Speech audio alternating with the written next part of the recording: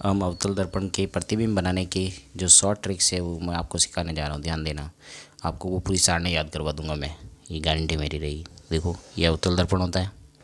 अवतल दर्पण के अंदर की तरफ परावर्तक पृष्ठ होता है, ठीक है, अंदर की तरफ। ये इसका ध्यान रखना, ये इसका ध्रुव होता है। ये इसका क्या होता है? ध्रुव। ये क्या होता है? इसका फोकस बिंदु। ये क्या होता है? इसकी वक्रता केंद्र, ठीक है। और यहाँ पर होता है सी से परे, यानी सी के पीछे, और यहाँ पर होता है अनंत, है ना। अब देखो, आपको बीम की स्थिति याद रखनी है।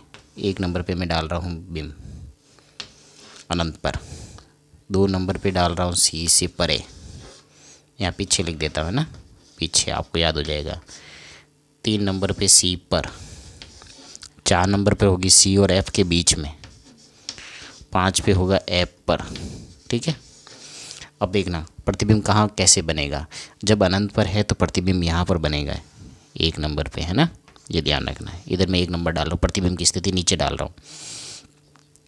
जब सी से पीछे होगा तो प्रतिबिंब यहाँ बनेगा 2 नंबर पर, सी पर होगा तो सी पर ही बनेगा 3 नंबर पर, ठीक है। फिर सी और एफ के बीच में होगा तो प्रतिबिंब कहाँ बनेगा? यहाँ पर, ठीक है, सी से पीछे। और एफ पर होगा तो प्रतिबिंब कहाँ बनेगा? 5 नंबर पर, ठीक है। ये ध्यान रखना। अब आप एक को एक से मिलाना है।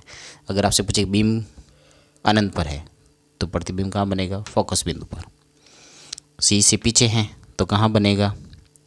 सी और एफ के बीच में।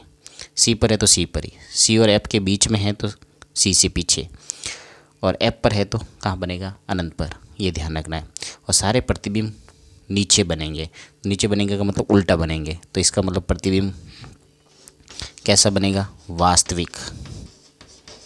सभी प्रतिबिंब कैसे बनेंगे? वास्तविक व उल्टा, ठीक है। साइज के बारे में पूछे तो साइज कैसे बताओगे?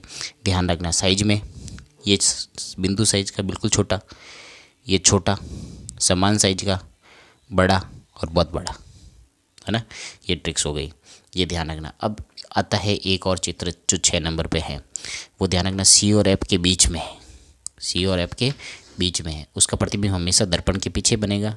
और कैसा बनेगा? आभासी व सीधा।